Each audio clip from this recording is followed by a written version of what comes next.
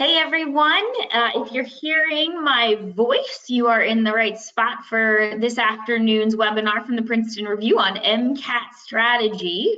We're going to give it a few minutes to make sure all of your friends out there across the US and Canada are able to get logged in and set up for tonight's webinar. So just a couple of quick things.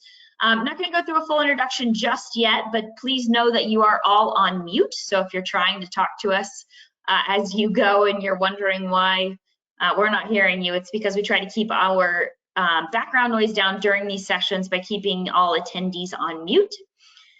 Second thing is that we'll need you to practice your skills by finding your way to the questions section. So depending on whether you're logged in on your mobile or if you're on a desktop, that questions section is in a different spot. If you're on your mobile, it's down in the middle part of your screen. You'll see a giant question mark. And if you are on a desktop, it should be somewhere pocketed on the right, where you're able to bring it out from your screen by clicking the little box with the arrow on it. That'll make the questions box bigger. So if you could just say hi to our team and tell us where you are logging in from this afternoon or evening, depending on where you are, it would be great. And it's a great way for you also to be able to practice all of your questions. So that way you can send all of your MCAT questions to the way of our presenter today. So do find your way to that question section, say hello. We're going to give it just another minute. I will redo this entire introduction so you'll get to hear it one more time just to make sure you were listening and just to make sure we catch anybody else. And we'll get started here with tonight's MCAT strategy session in just a few minutes. So welcome everybody.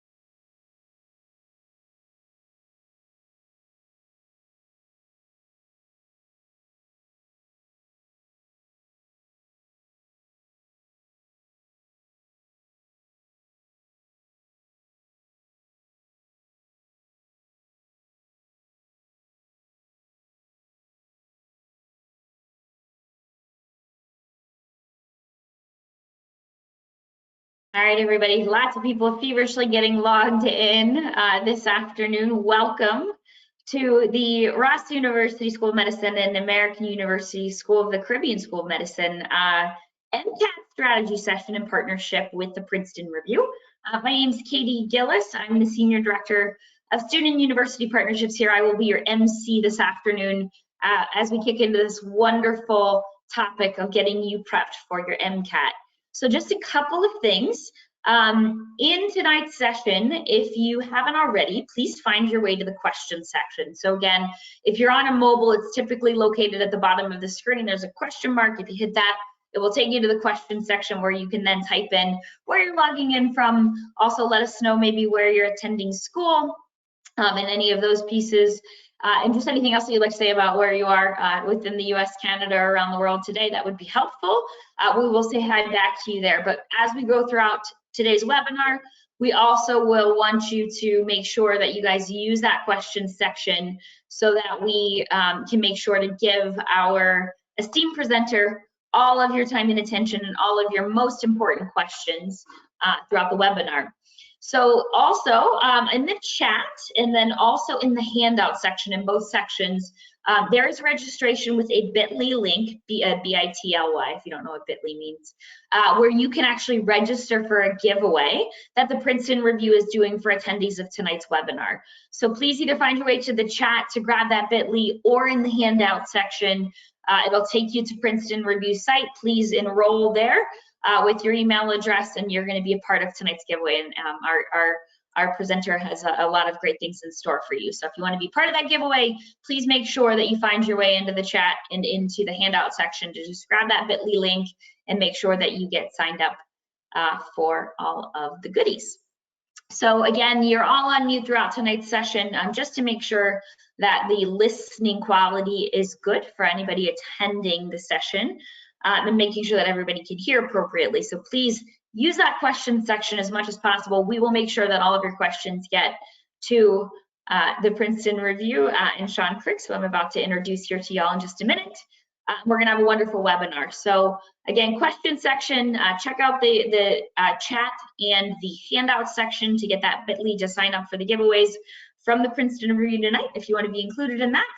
And without further ado, I'd like to point it over to Shaun Cricks. So Shaun, if you want to go ahead and turn on your camera, and we will pass it over to you to talk all things Princeton Review and MCAT strategy session. So Shaun, I'll let you do your introduction. Shaun and I matched shirts today on purpose, just because we were thinking warm and sunny, and we'll go from there. So Shaun, I'll pass it over to you. Thank you so much, Katie. And yes, we have those sunny dispositions, so we need to dress like it, right? So thank you everybody for coming today.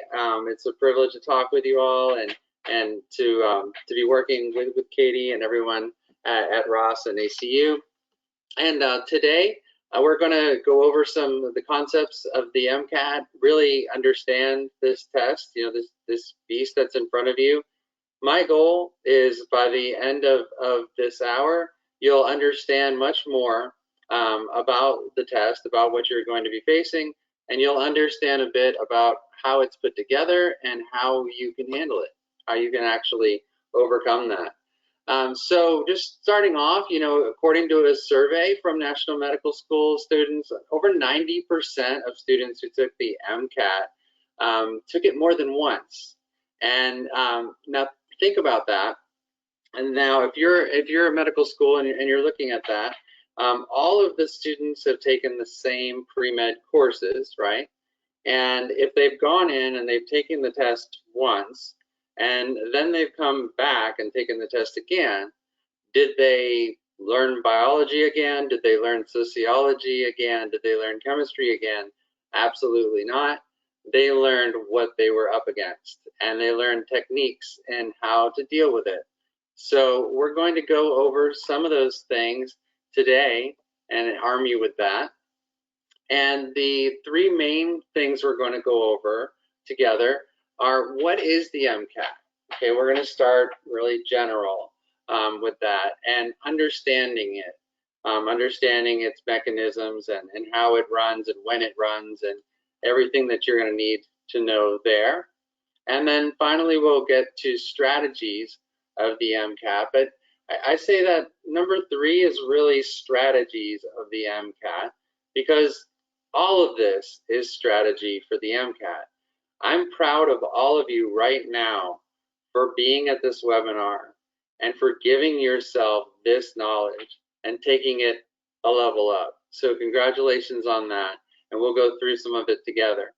Now, a little bit just about who I am. Who is this guy who thinks he can tell me about the MCAT? Good question. And my name is Shaun Cricks. I work with the Princeton Review, and I've been with the company for about 12 years. I started teaching for the Princeton Review after being a content developer and test writer for another company, for a continuing education university. So the Princeton Review was interested in me teaching, and unfortunately I did such a good job teaching that I was promoted into management, and you know, et cetera, and now I'm the specialist of outreach for Central Florida and for Puerto Rico, Virgin Islands. I've also been the director of business development for the Southeast. I've held operations roles, and I've worked with thousands, literally thousands of students, helping them to get into med school. So although I love being in the classroom, being in this capacity allows me to advise and empower more students than I could possibly in the classroom. So I'll get to share some of my knowledge about the MCAT with you today, and then also some of those specific strategies that I've actually practiced with my students. I've actually, you know, we're all Facebook friends now. It's never bad to have a doctor as a Facebook friend and one who owes you a favor. Maybe that's a good reason to be a teacher for the MCAT. So going over, before we get into the specific strategies or, what you need to get a high score and everything, we need to just cover real quick what the MCAT is and, the purpose of the MCAT. And so, we'll start with the simple question, what does it stand for, right? Building blocks here. So it's the medical college admissions test. That's right.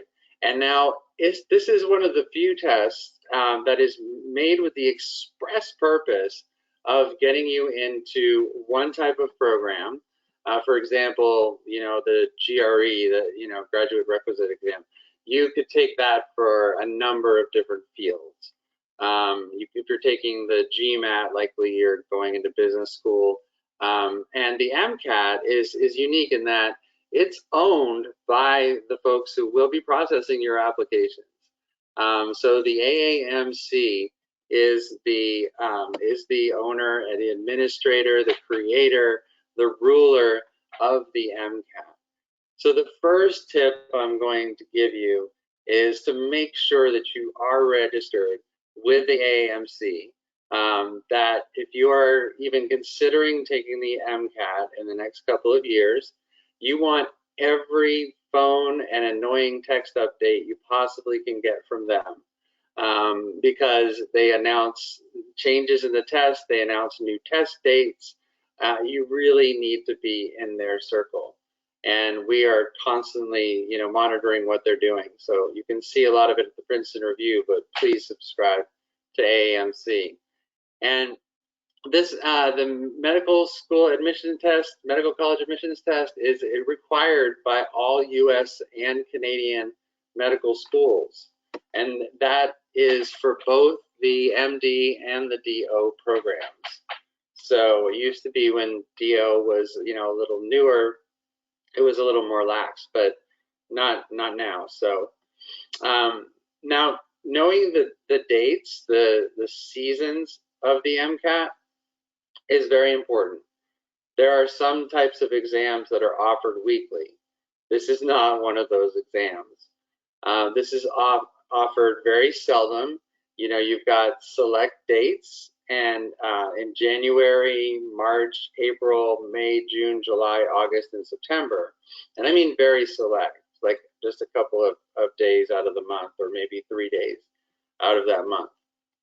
They are offering right now, because of COVID-19 and the need for social distancing, they do offer it in the morning and in the evening, right?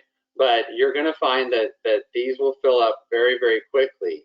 And you want to make sure that you're on notice about, when these test dates are announced. For example, they've announced the first part of the year now, and we're all waiting to find out what are the dates going to be towards the end of the year.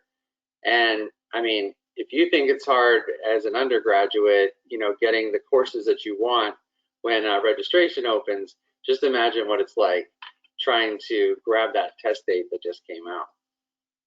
So one rule though is they won't allow you to register for more than one date at a time.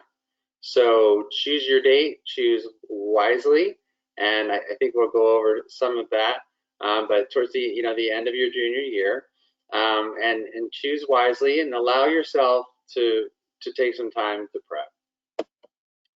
And whether that be a course or a book that you picked up, whatever it is, just you need to prepare and understand this exam. So, and it can only be taken 3 times in a year.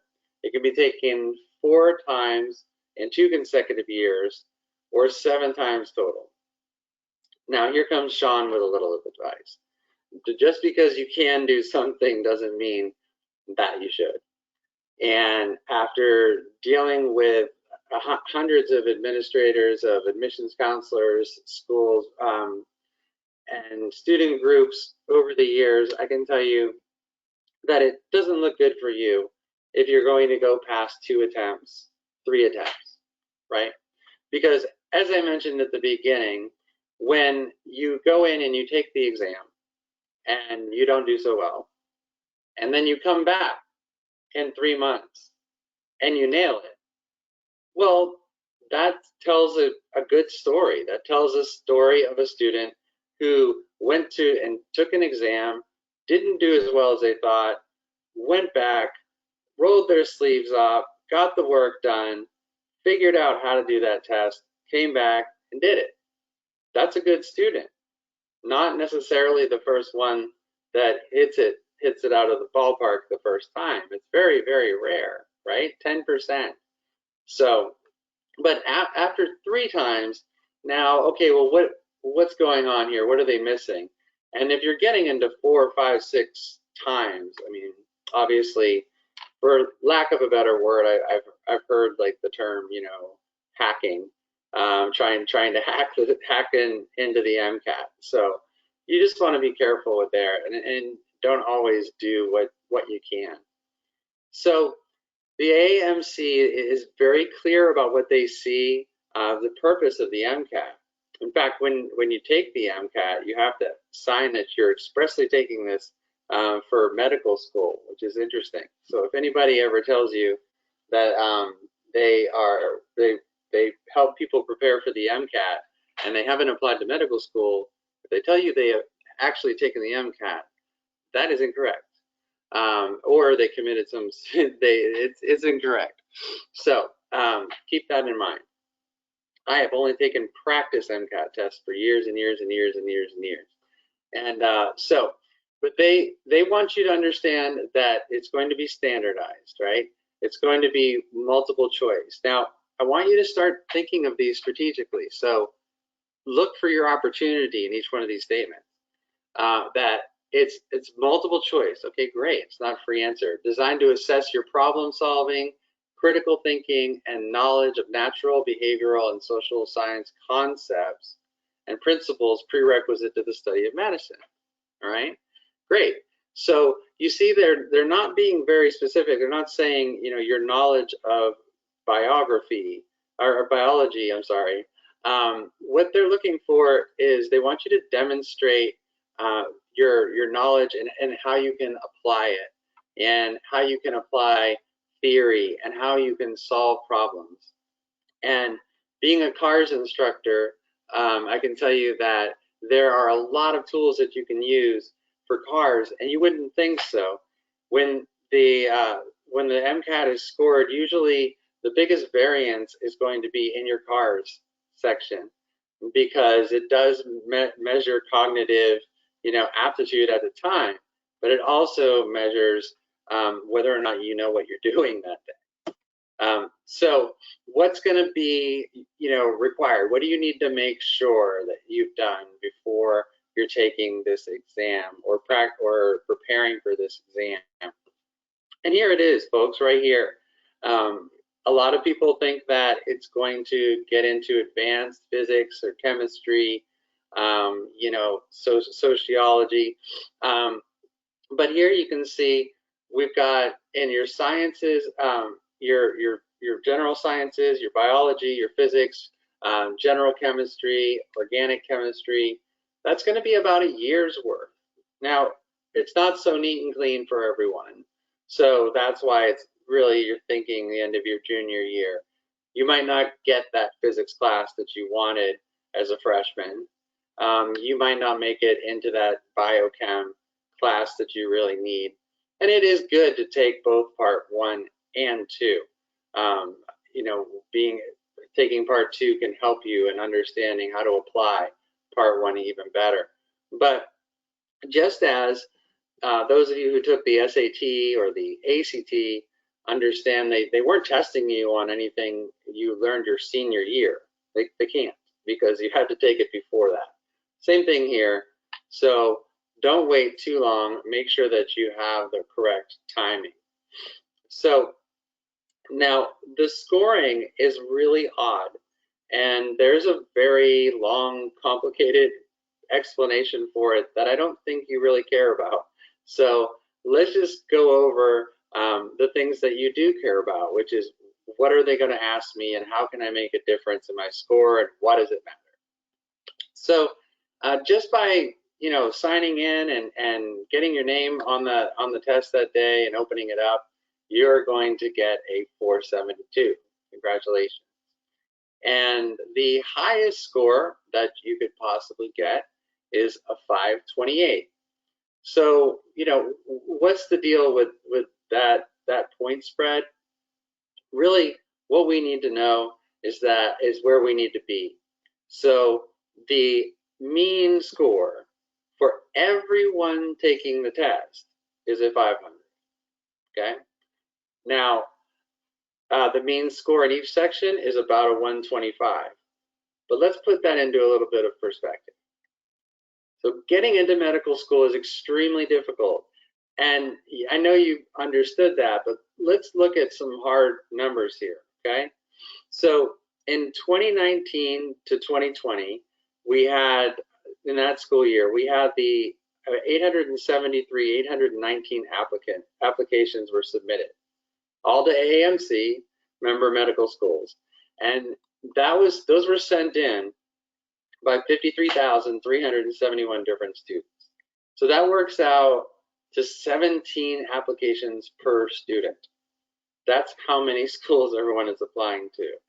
And finally, in the end, only 21,869, about 22,000, ended up actually matriculating into medical school. So that's just 41% of the applicants who end up actually in medical school.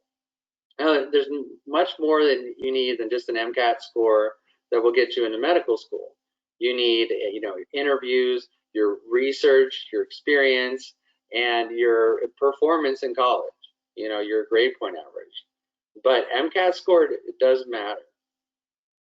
Now, earlier we saw what the mean is, right, for this, but that's not relevant to you. You want to get into medical school. You don't just want to take the MCAT. So what are relevant numbers? Well, for applicants, it actually ended up in 2018. From 2019, it got a little bit harder. So we were looking at a 506. Now, who actually got in though? Those are the folks who had a mean of 511 and a half. Now, also notice that the grade point average mean is pretty high, and especially for the matriculates. That's a 372, a 373, and for your total of your 22,000 matriculates. And it's crucial to make sure that you always keep a balance of your activities, your experiences, your grade point average, and your MCAT study, because unfortunately your MCAT is going to be weighted as heavily as your grade point average is. Is that fair? No. But life is not fair. Like my uncle used to say, when I said life is not fair, he would say, well, Shaun, let's go find the guy who said it was and beat him up. So life is not fair. We're going to have to work hard at this, folks, and we can do it. So here are a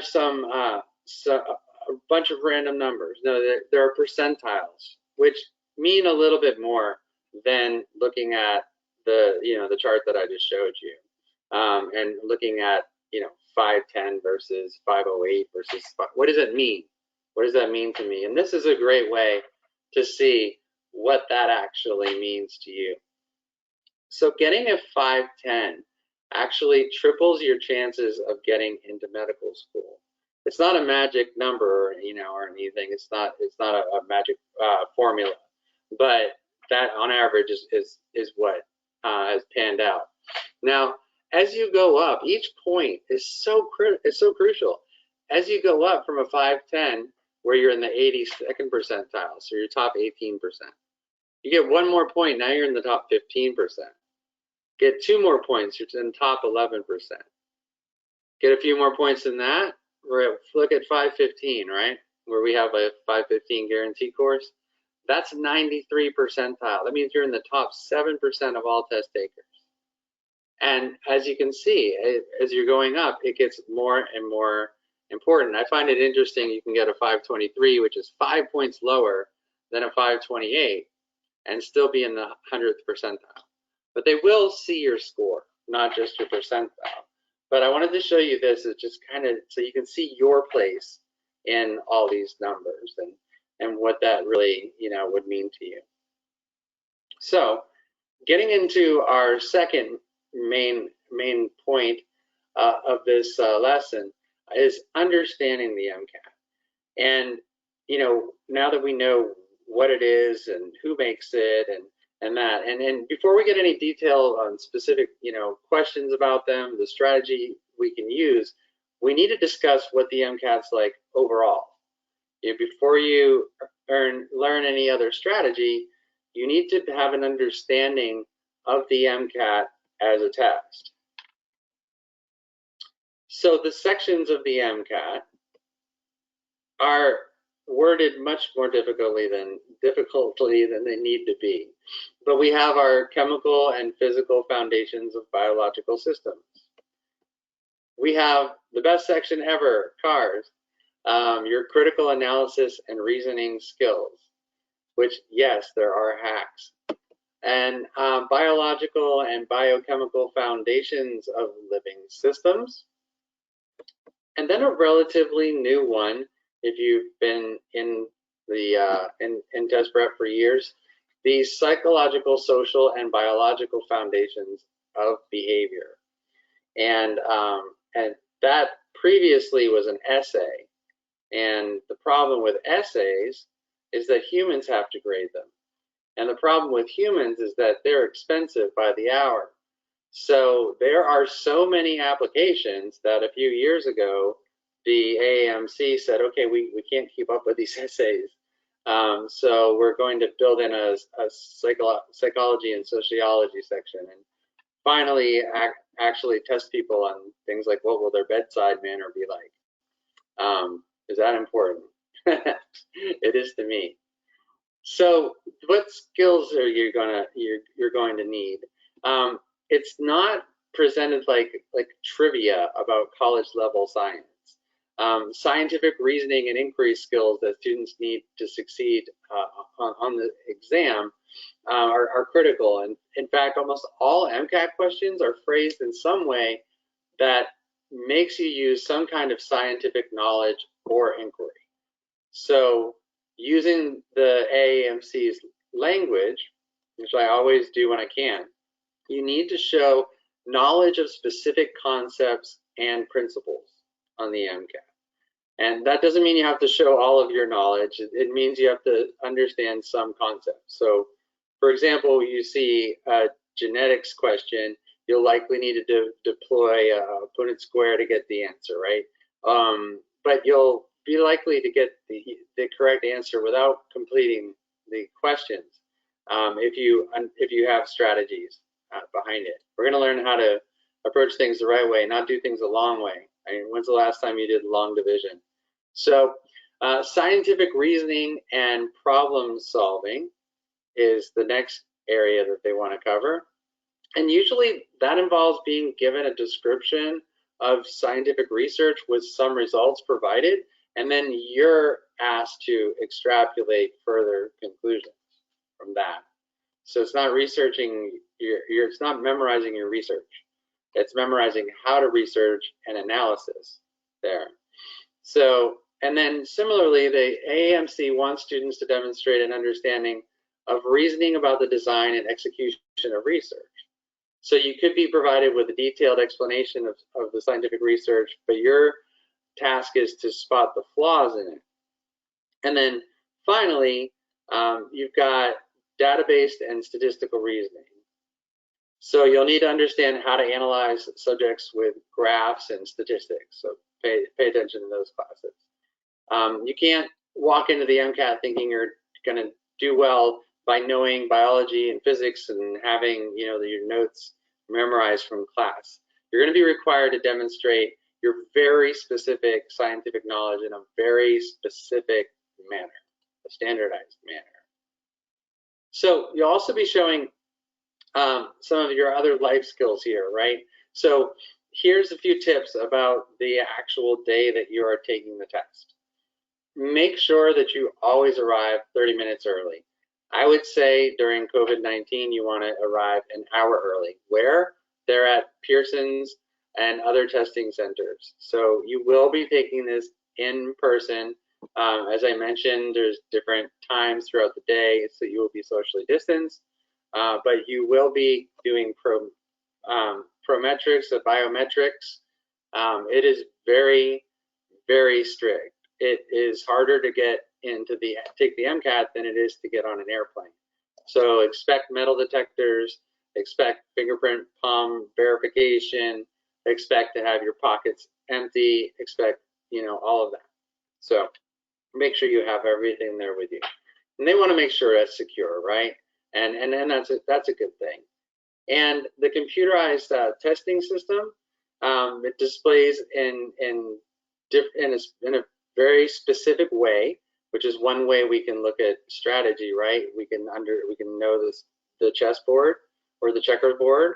We can know how the pieces move in the different games, and you're provided certain materials, right? Everyone's provided with the same materials throughout. And here's what that day looks like. You've got your test-based, you know, certification, a tutorial, which is never optional. Please don't opt out of a tutorial. And then you'll go right into chemical and physical foundations of biological systems, and you'll have 95 minutes in that section, 59 questions.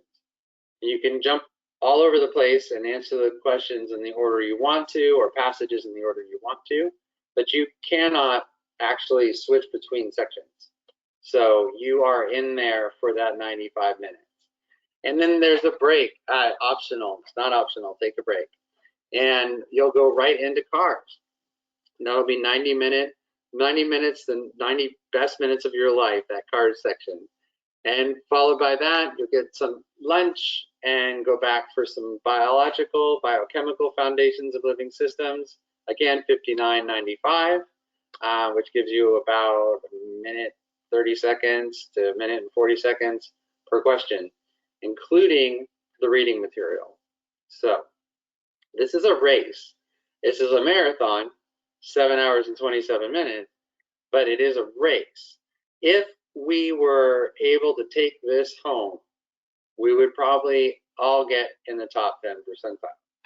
So that is a key strategy to understanding the test, is that multiple choice, all questions are equal. A difficult question is not worth any more points than a simple question, which gets us into some of our techniques. Now, here's the board, right? Here's exactly what you will see when you are taking the MCAT. Now, what else do you have with you? You have your trustee, well, it's way over there. You have this little whiteboard thing that's not a whiteboard, but it is, but it's not. And and you have a marker, and so you can do your notes on that. And you can raise your hand and they'll come and replace it and give you another one. And you will also have a highlighting tool. And that highlighting tool, you can see up here in the presentation, the highlighting tool allows you to highlight both in a passage, if it's passage-based, and also in the question stem over here. So this is great because when you're going through and you're taking a few notes, and what I recommend is that you just jot down, like, you're going to be doctors, so start doctor style, right? Just a few main points that you notice in each one. Or if you've previewed the questions, which is a really good idea, then you know what you're looking for in the passage, and that's what you're highlighting. Or you can highlight things like according to the passage, because that is a key indicator of what kind of question type it is. So, highlighter. We have the highlighter, we have our dry erase, not a dry erase board, wet erase board, and we have our periodic table. So that's right, everybody, you don't need to memorize the periodic table. I mean, maybe you do for class, but you don't to take the MCAT. It's right there, you just click on that button and it'll pop right open for you. And you have your next button, and you would also have a back button, but this is the first passage. All right. So now we get down to some juicy stuff. We understand, though, why we had to go over all that. We needed to understand what it was, what the 3-mile view is, right? The beta view here, the meta view of what's going on. Now we can zero in a little bit on some of these strategies that can help you. And these are general test-taking strategies here. So as I alluded to earlier, when you read something, look at it as an opportunity or a challenge, not as an obstacle. So when you read, chemical and biological systems of, or you're like, oh, I'm going to have to do critical analysis and reasoning. Okay, well, first of all, look, we understand this exam. We know exactly how long it's going to be. We know exactly how many questions are on it. We know exactly how long we're going to have to do each question. We know what people are scoring around us. We know what we need to score exactly. And we're going to learn how we can actually outsmart the exam. And the first thing, as I alluded to earlier, is it's multiple choice. Fantastic. We don't have to actually think of anything. All we have to do is find it, right? So that's beautiful. And we'll go over some techniques on how to take advantage of that. And all standardized tests can be beaten using general test-taking strategies. With the Princeton Review, if you are preparing for the SAT, or you're preparing for the MCAT, or an AP exam, or the GRE, or whatnot, in your first couple of classes, it's going to be very similar because they're all standardized tests, and there's some general strategies that apply to all of them. So the next time you have a multiple choice test in one of your classes, remember some of these, and we can outsmart the professor a little bit. All right. So your strategies are as important, if not more important, I think, than your scientific knowledge. That doesn't mean you get a hall pass here. You got to really learn. You're going to need that, especially if you get in. But you're going to need the strategies as well. So a couple of strategies here. Remember to manage your time. That's the single most important thing. I think manage your time and manage your stress. That's paramount. And you're taking control of your time. We've just defined it. 7 hours, 27 minutes, 95-minute sections, 59 questions. All right, we're on it. We're going to pace ourselves, and we're going to remember that we are in a marathon. The first person to finish loses in this marathon. I remember my daughter coming up to me the first time in preschool and saying that she had a test, and she was so proud of herself because she was the first one to turn it in. And I just, oh no, okay. And so you mean you had 20 more minutes you could have worked on it to perfect it, but you didn't. Okay, I love her. All right, personal order of difficulty is an absolute key strategy. Now, as I mentioned before, you can't jump around from section to section, right? But you can, within that section, answer the questions that are easiest to you based on your knowledge, based on your past, and what you're comfortable with. And, like I said, a difficult question is not worth any more than an easy question. So identify the easy questions. Paramount to every multiple choice test is never pick the right answer. Always use process of elimination. And you're looking for things that are incorrect. Looking for what is wrong, right? And I'll show you some of that. Sounds a little weird, but I'll show you that. And the MCAT's a test of scientific knowledge, but you're only going to succeed if you've got the strategy to go with that knowledge. So here is an example. Now, at the Princeton Review, we're all specialized, and so I'm no, is this chemistry? I'm no chemistry professor or teacher, right? But I can solve this question, because which one of the following shows a possible Lewis structure for the rest of it, right? Okay, so if we look at this, we've got the -2 here towards the end, right? The two negative formal charges.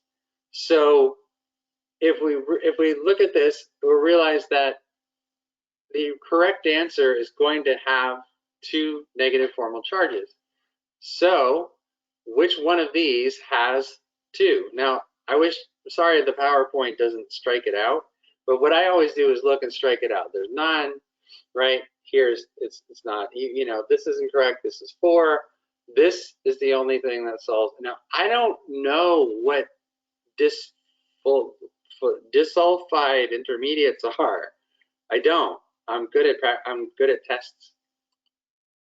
So here's the official explanation. The sum of formal charges of a molecule have to add up to the overall charge of the molecule. Yep.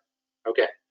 Now, here's another one from a passage about irritable bowel syndrome.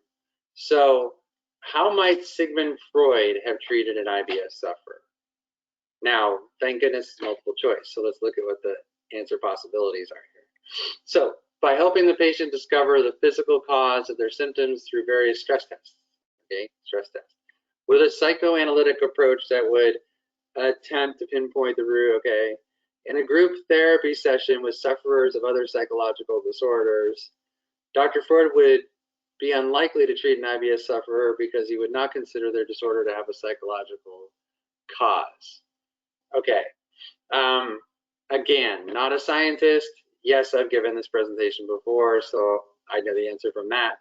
But it's pretty straightforward. If you're talking about Sigmund Freud and the only answer choice that is psychoanalytic is there, that's your answer.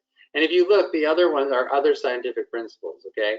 This is not Freudian psychology. A, C, or D are not Freudian. So, so just by looking at that question, not having the knowledge of IBS or much at all, just knowing Freud and knowing psychoanalytics. So there's some of your psychology. Now, I get questions a lot on, you know, Shaun, how in the world could you get better at CARS? And okay, this is how. Now, this is, I would take a screenshot, folks, because honestly, this is out of my syllabus for my first 3 classes. So these are all ways that you are going to learn to navigate your way through the test and get the results that you want, whether or not you have the scientific knowledge. Yes, you need it. I'm not discounting it.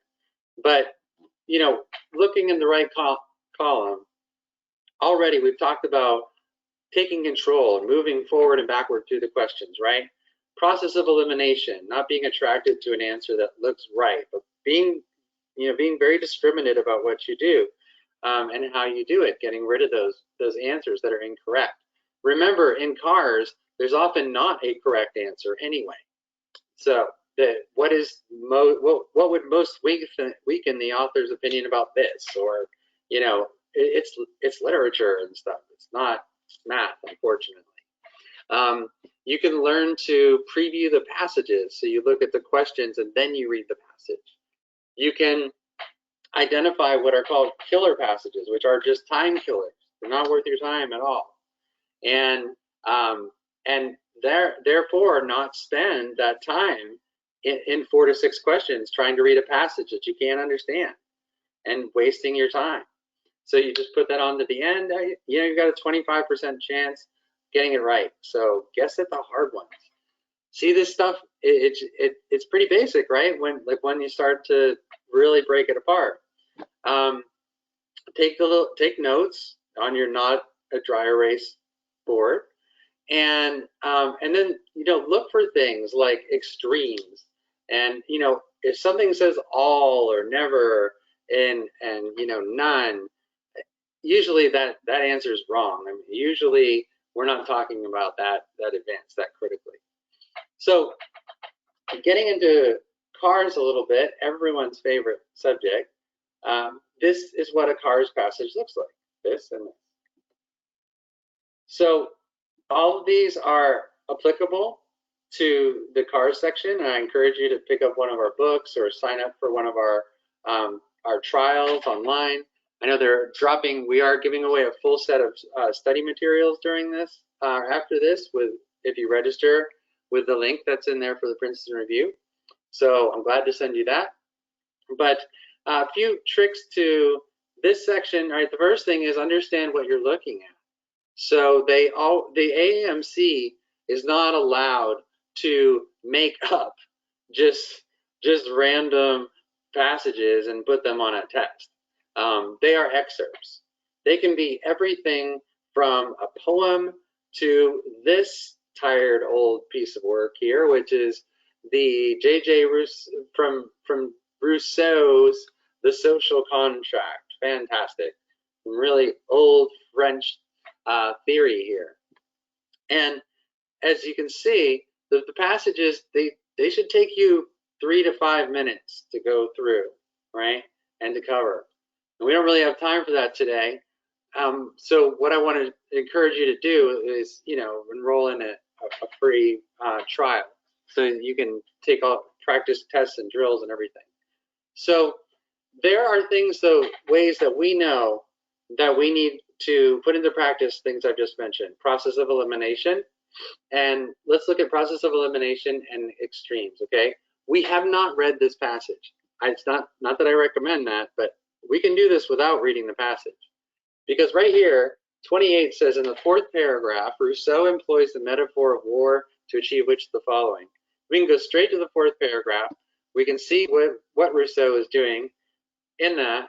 And we can see the trial by judgment. We see, okay, and by attacking social rights, every malefactor by, okay, great. So I noticed something looking at this question and having read that, okay, so this is going to be about the state. It's going to be about rebels and traitors and everything else. But that paragraph is a comparison. It's not a contrast. There's not a contrast between a rebel and a traitor. They're the same thing. There's not a contrast between the peaceful ideal of a state and a violent. There's no contrast at all in that paragraph. We are done. We are done. Because our answer, why are you going backwards? Okay, hold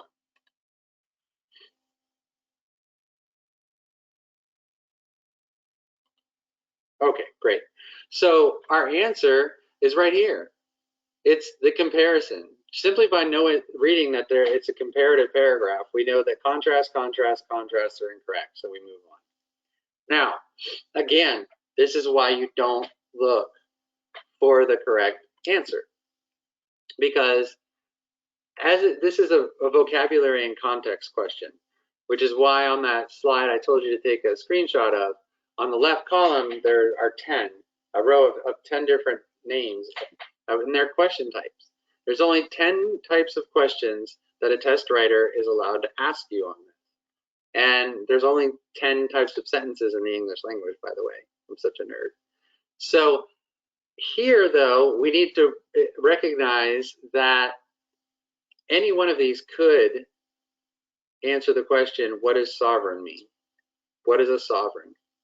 However, that's not the question. The question is, as it's used in the passage, the term sovereign means. So after having read that, you can see that a king is a sovereign, but this isn't about a king. A higher being is a sovereign. This is not about higher being. A superior judge is mentioned, but this is not referred to as a sovereign. So that leaves us with the state. This is all about the state. So here in this example, we have 4 that could be right if you really haven't looked and you don't understand some of the cues. I'm not a big sports person, but I do see this as we are up at bat and there is someone pitching and we're trying to read that pitch. We've got to figure, what do you want? Like, what's coming at me? Curveball, fastball, what? So that we know how to hit it. It's, trigger and response, however you want to call it. But here, again, a great example of why You don't look at a question and then say, I know what a sovereign is. Sovereign's a king. No, not in this case, as it's used in the passage. So that's where a strategy can come in, because having studied this, when you see as it is used in the passage, you know this is a vocabulary and context question immediately. Now, based on the information in the passage is an inference question. So why is this so important, Shaun? Like, okay, I get it. Like, I understand I need to know what pitch is coming at me so I know how to hit it. But then also on top of that, when you're looking and you're previewing the questions to see which ones are harder, I mentioned personal order of difficulty, right? Well, some questions are going to be easier for you than others. Perhaps a specific retrieval question of just go, the author says what about this is best for you. Perhaps you're good at getting big, more general concepts. So you like main idea questions. This is one of the reasons it's important to study and prep and understand what these questions are really asking you. So clearly we have the phrase, thank you, test writer, based on information in the passage, which of the following opinions could most reasonably be ascribed to the author? Now, we haven't had time to read this, but folks, this is from a real MCAT test. Most of our content is licensed with the AAMC. A lot of the times when you're on our website, you will be directed to their site. And then also they are a business, they are smart, they sell us tests when they are done with them. So these are real questions, folks. Are they great examples for this presentation? Yes, but they are real off of real tests. So I can show you another technique now to eliminate 3 of the answers and give us the right answer very quickly, right? We're going to use our calculator instead of our long division here. So I'm going to start at the bottom. Again, my own order. This is my show. This is my MCAT. Individual rights are always protected by the state. Okay, always. I told you to watch out for those. Let's put that in the maybe file. Rousseau does not feel he's qualified to judge the actions of others. Okay, it's by this guy named Rousseau, right? We read that. So it sounds weird, but maybe. And all malefactors have a right to rehabilitation at the state's expense. All, huh? Okay. Well, I mean, it sounds a bit off anyway, but I don't like all. The rights of the individual are more important than the rights of the state. No. No one, it's the opposite argument, if you've read it. And who's going to argue for that anyway, that the rights of the individual are more important than the rights of the state? Who's going to be able to stand up and be like, yeah, Shaun's more important than the United States? So that's not happening. So what we're left with is C. Rousseau doesn't feel he's qualified to judge the actions of others. And actually, when you go to the passage, look at the very last paragraph. But I feel my heart protesting and restraining my pen. Let us leave these questions to the just man who has never offended and has never himself stood in need of pardon. Pardon the gendered language, folks. It was 17 something. All right. So those are some of the ways that we can outsmart the test with some strategy. Now, just a couple of quick things that I want to show you. You can take control of your entire process. We have this great tracking tool, the medical school management tool, and I stumble over it because it's brand new. And it was just announced to us a couple weeks ago, and it's amazing. You can track, manage, and print. Okay, print. Who cares? You can send it. You can link it to LinkedIn. You can export it in a file that is exactly what you need for your application, or your medical school application with the AAMC. So while you're getting all of this experience and everything, and we want you to go ahead and be keeping good track of it and not have to play catch up and build spreadsheets, but to have it all at your disposal. So in closing, I want to say that you can get into the medical school that is right for you, right? And you need to think about all sorts of different, things involving the school. Now you've been to college, you understand, you're to spend 4 years there. So you're going to want to pick a place that you want to be for years, right? A place with a culture that you feel comfortable with and you like, that focuses on areas that you like to study and everything, and that you can get the MCAT score and the GPA score that you need. So with that, I will open it up to questions. I hope this wasn't a data dump. I hope that I was able to actually communicate some good strategies and good information about the test.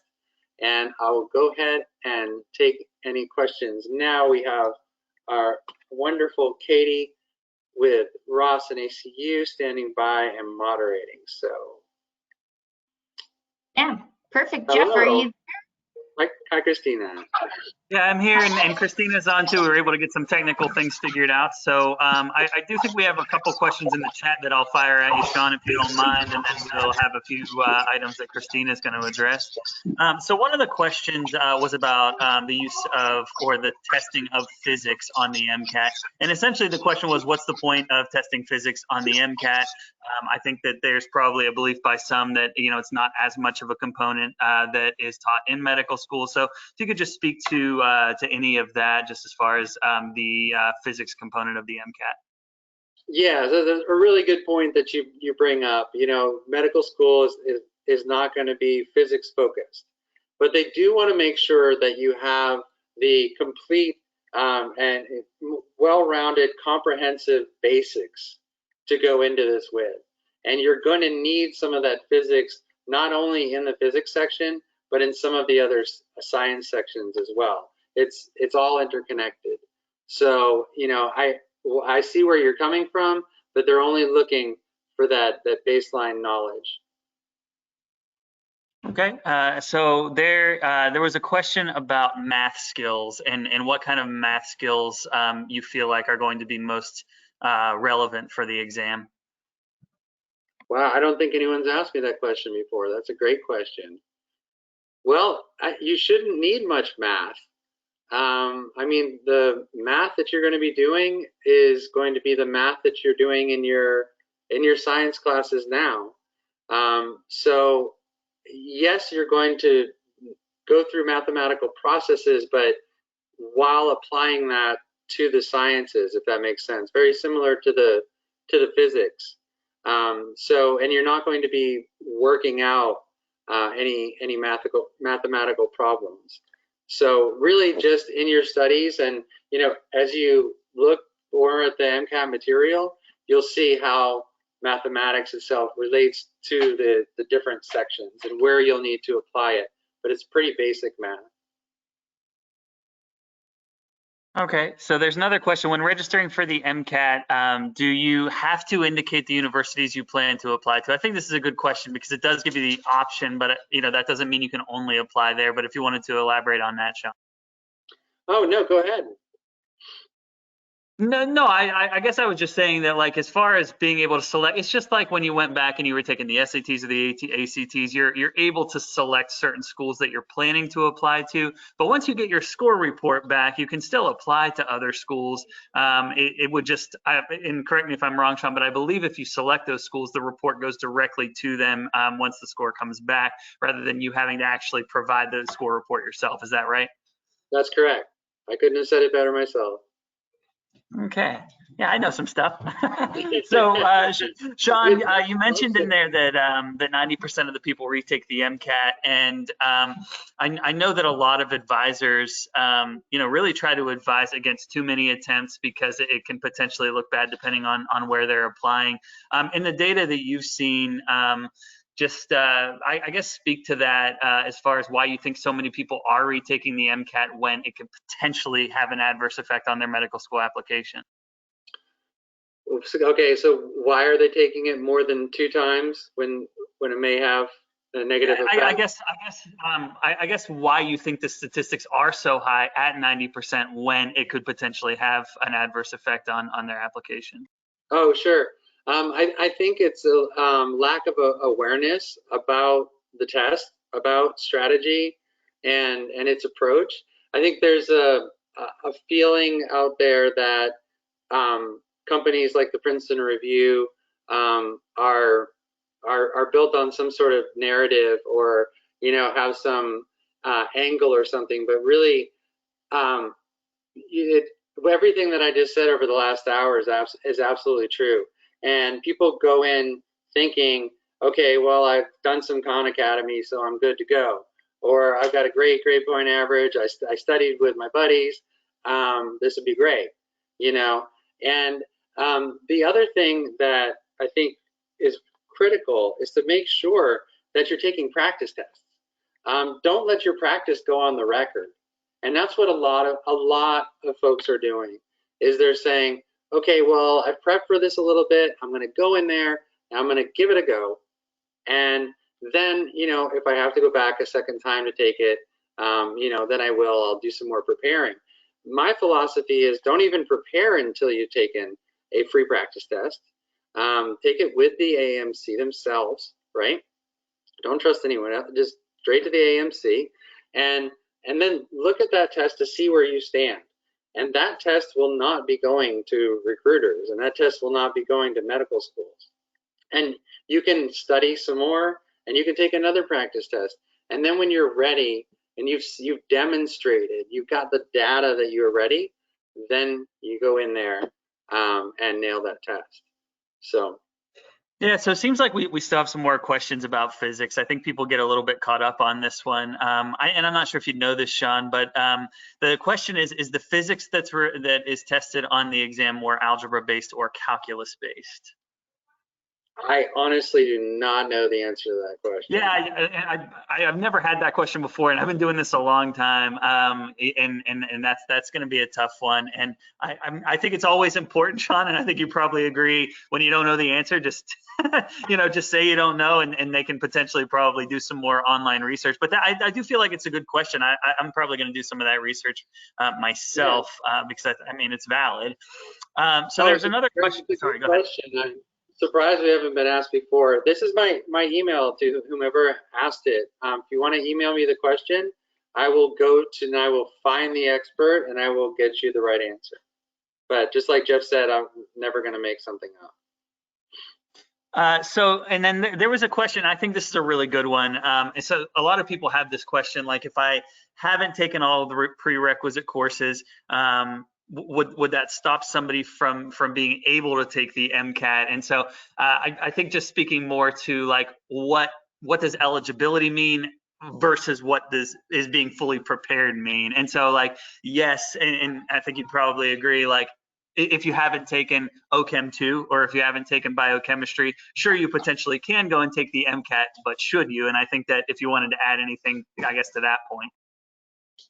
No, I think that's spot on, and I think that just going back to some of the things I said in the beginning, where I said you only need 1 semester of it, but I recommend 2, just so you can move on, you can really solidify, and in the second parts of the classes, often you'll be employing and using and practicing the concepts from the first part. So I think that, yeah, even though it's not required, it's highly recommended, and it'll help you a lot. Okay, so there was one quick question about like being able to take the MCAT internationally. Do you know much about being able to take the MCAT outside of the US and Canada and the like availability of that? No, I do not. I would go on AAMC.org and search for that. I don't know where they test outside of the United States.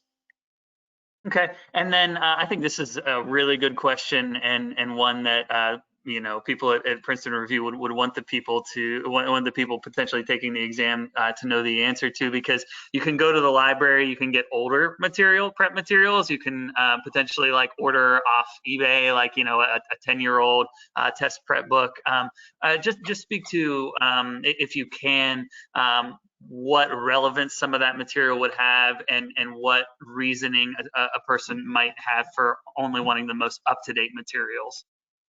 Yes, good question. So you can find materials laying around out there. I mean, I can tell you, I I have a storeroom full of books that if I don't give them away, I'm going to have to recycle them because they're worthless next year. And that'll be thousands of dollars worth of books. And hopefully I can get them out to people in time. So hopefully you guys are signing up for me to give them away to you.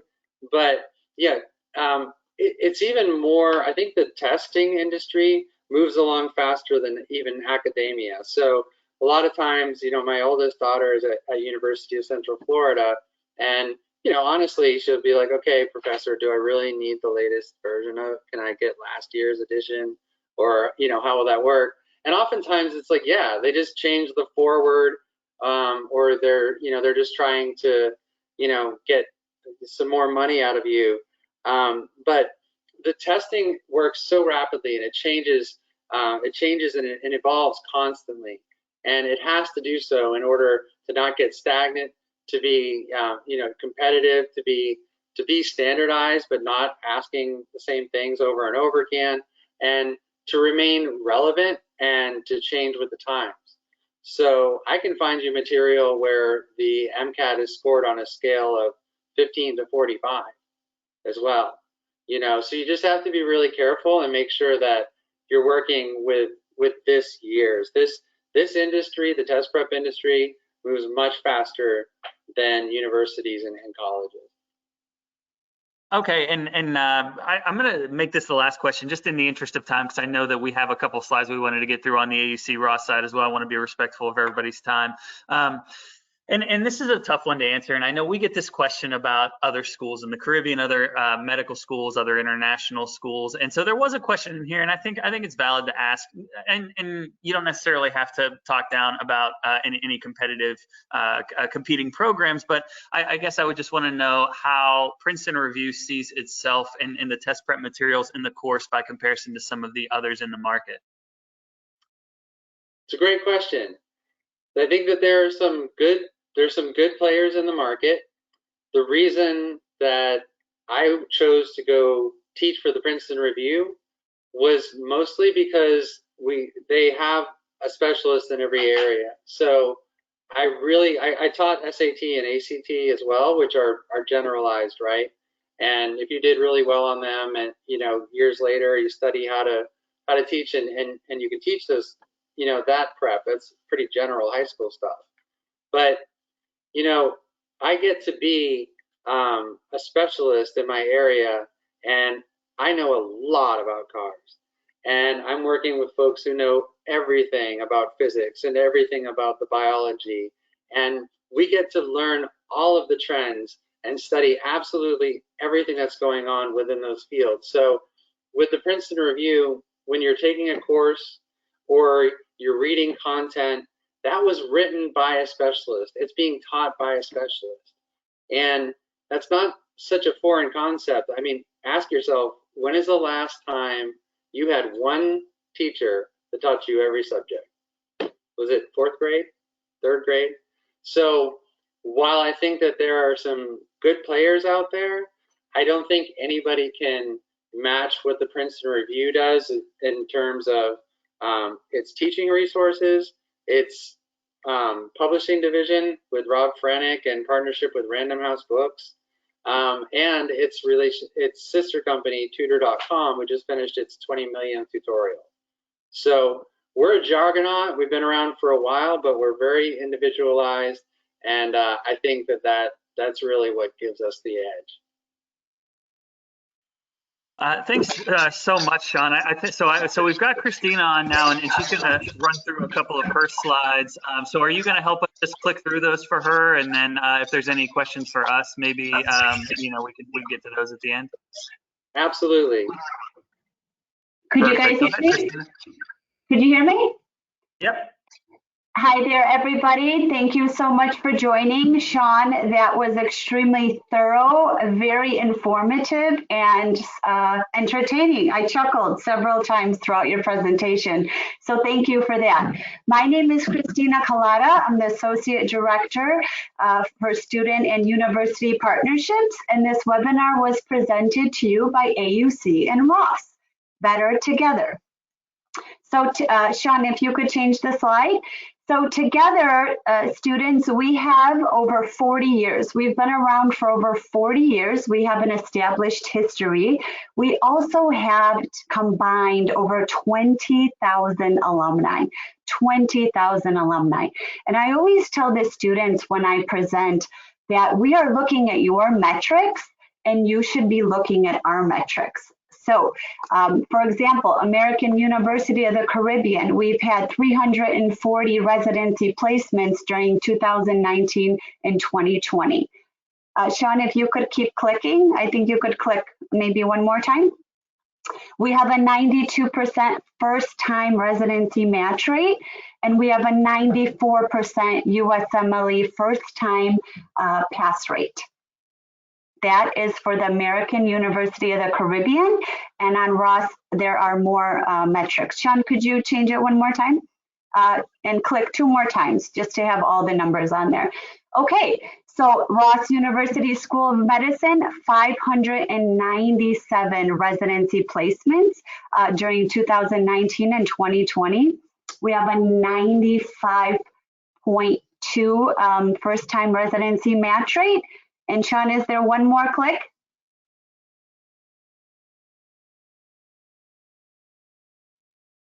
No, is that all? Okay, so to sum up again, over 40-year history and over 20,000 alumni. So thank you, students, for joining. Thank you, Shaun, for presenting. Thank you very much. Thank you for having us. If anybody has any questions, please reach out to these great experts or me. Have a wonderful evening. Yeah, and thanks, Shaun. And just remember, everybody that's attending, we're going to be sending out today's webinar along with the links for Princeton Review, all of the wonderful products that they offer for MCAT prep, with some special discounts for anybody that attended or is listening to the recording of tonight's webinar. And that's it. So on behalf of the group at American University of the Caribbean and Ross University School of Medicine and the Princeton Review, thank you for attending tonight. Please make sure that you let us know if you have any last questions in the chat, and we will definitely reach out to you. And have a wonderful, wonderful rest of your afternoon or evening, depending on where you are. Bye, everybody. Bye. Thanks, everybody. Thanks, Shaun. Thank you. Bye.